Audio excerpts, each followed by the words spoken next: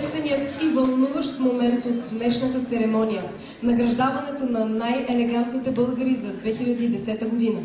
За целта ще поканя при мен професор Стойков да заповяда при мен на сцената. Той е главен редактор на списание Fashion Lifestyle Magazine и ще ни представи тази годишните носители на високия приз БГ Модна икона. Наградата БГ Модна икона 2010 отива при една очарователна, изтънчена и заедно с това много оригинална като професионализъм дама. Това е актрисата Елена Петрова.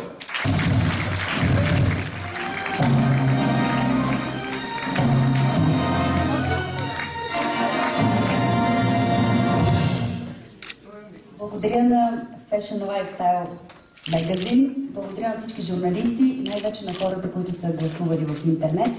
Благодаря за тяхната оценка. Подкрепяйте доброто българско кино. Ние ще продължаваме да го правим добро. Журналистиката са необходими творчество, бързина, но също така и много смелост. Наградата БГ Модна икона 2010 отива у една жена, която съчетава всички тези качества. Валентина Войкова, журналист от BTV Media Group.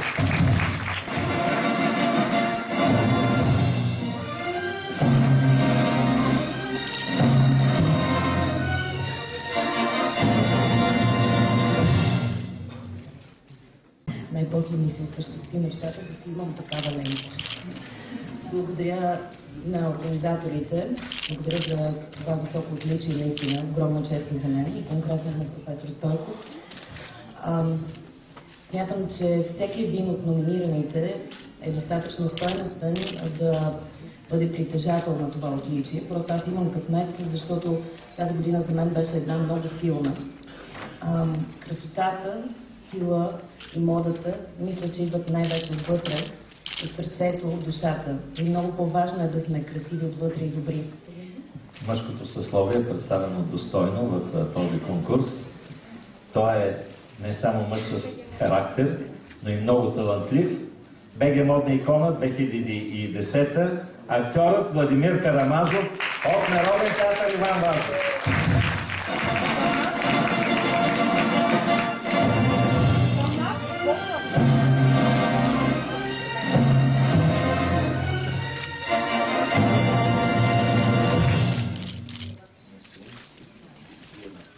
Една фешън модна икона.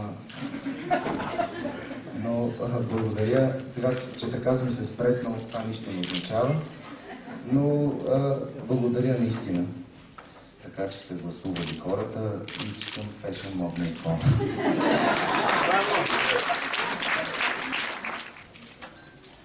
По него въздишат много жени. Това е общо взето баналното вече клише, с което телевизионните репортери коментират мъжа, който е носител на приза БГ Модна икона 2010.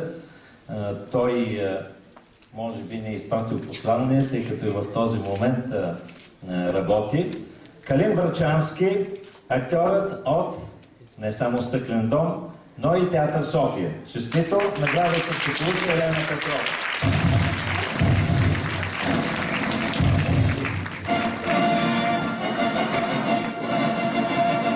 Благодаря много от името на Калин. Той в момента е на снимки. Ние продължаваме работа по Стъклен дом.